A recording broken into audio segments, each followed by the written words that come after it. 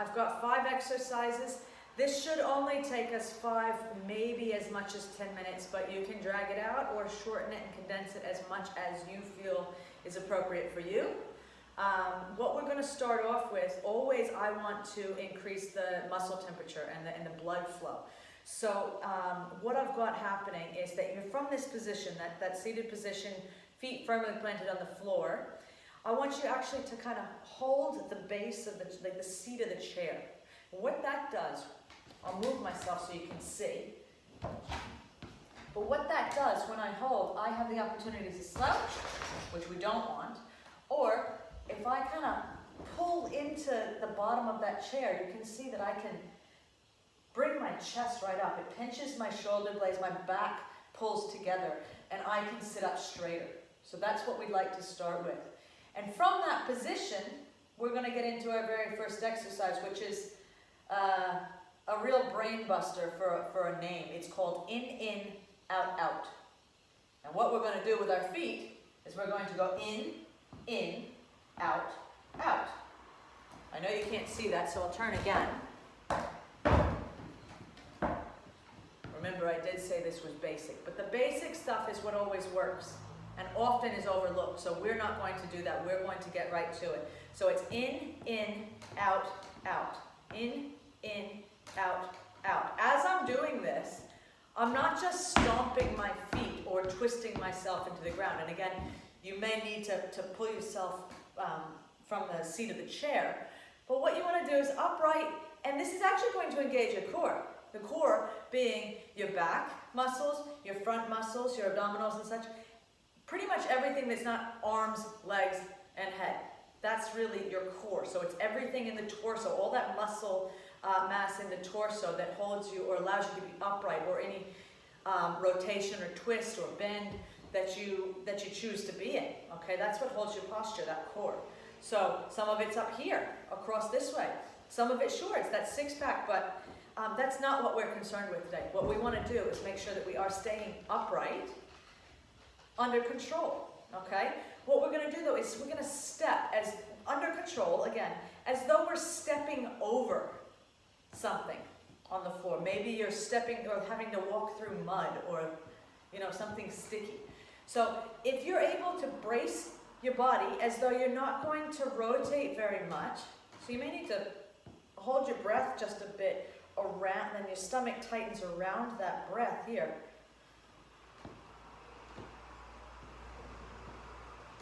Not much to it. And what I would say is that 1 constitutes 1, 2, 3, 4. That's 1 rep of this exercise. So I would say, if I'm leading with this leg, do 10 reps, or 5 reps if that's more appropriate for you, and then alternate it so you're leading with the opposite leg.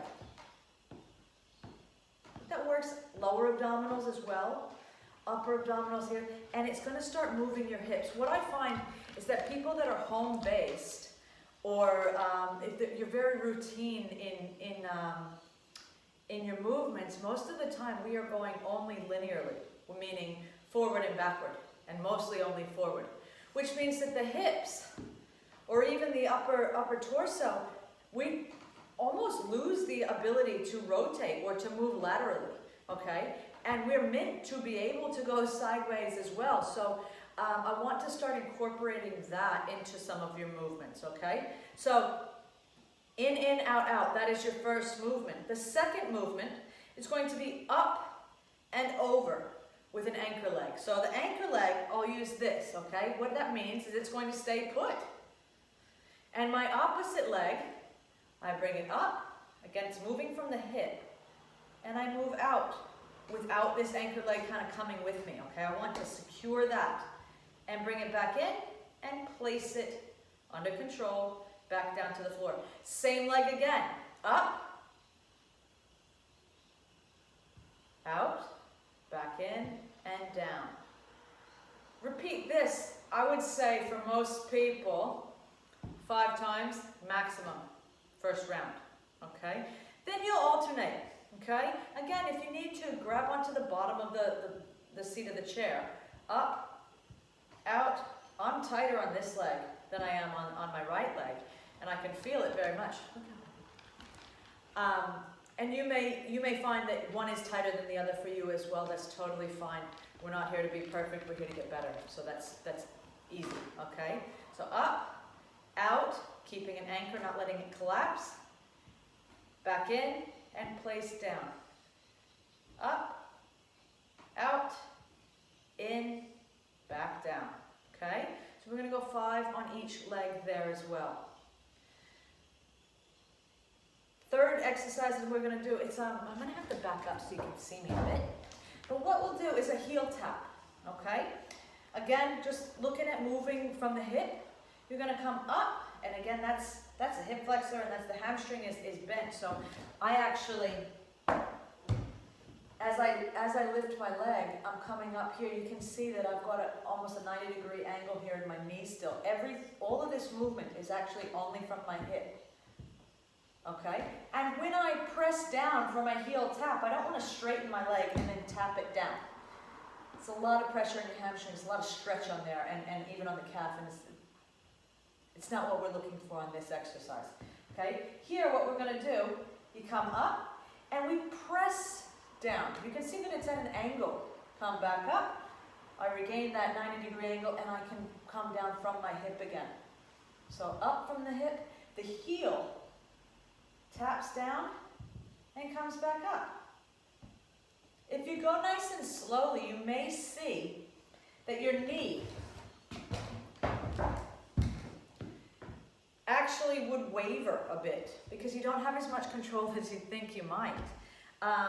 If you're really cautious about it and you're locked up, you're bracing yourself from your core, you're bracing yourself with this anchor leg, you see that there's actually some shake and some wobble that comes with a good form of a heel tap.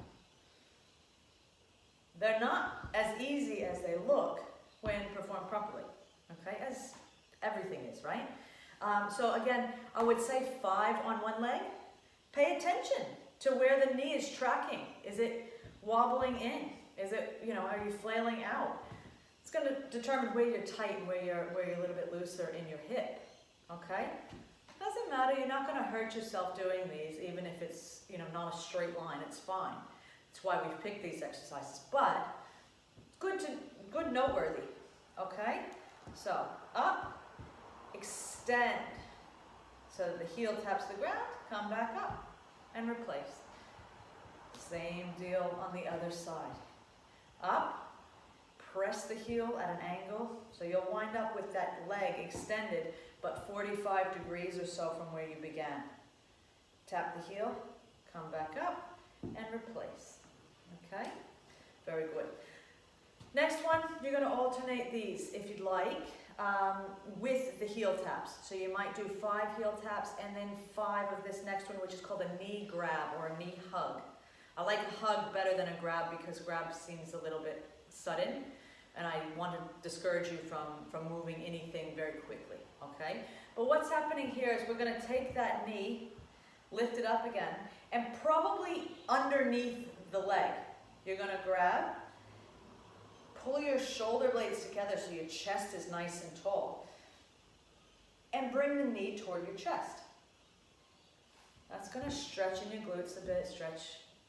You'll feel that it's stretching in your hamstrings. You may find a little bit of a pinch in the hip flexor, which is the front of the hip here. What that looks like from the side, you're coming up and you'll see I don't want to lean back and I don't want to hunch over. I want to be nice and tall. My knee comes up and I pull toward my chest. If you feel like you need a bit more stretch or you're not feeling that movement, you can, in fact, grab on the outside of the knee. Okay, if you're so flexible to be able to do that, go for it. That's fine. What I do recommend is that you do not interlace your fingers. Okay, just place one over top the other with your hands, because at the moment that you need not to have your hands, they're stuck a little bit because something's pinching someplace, it's when it's going to happen. And it seems a simple, stupid thing, but it's just better to err on the side of caution. So one hand over the top, Shoulder blades back together and pull in towards your chest. You'll feel a good stretch. I feel a pinch in my hip flexor today. And that's, you'll find that, okay? Because I'm not perfect either by any stretch of the imagination. Very tight in the hip flexors and glutes at the moment, okay? So, as I said, you can do a set of heel taps, and then a set of these guys on the same leg, even if you care to. Or, you can do your set of heel taps, finish them both sides, and then move on to this knee hug, okay? That'd be very good. The last but not least exercise that we're gonna work on with this hip complex at the moment is a crossover heel tap, okay? And again, I'll just back up so you can see my feet as well.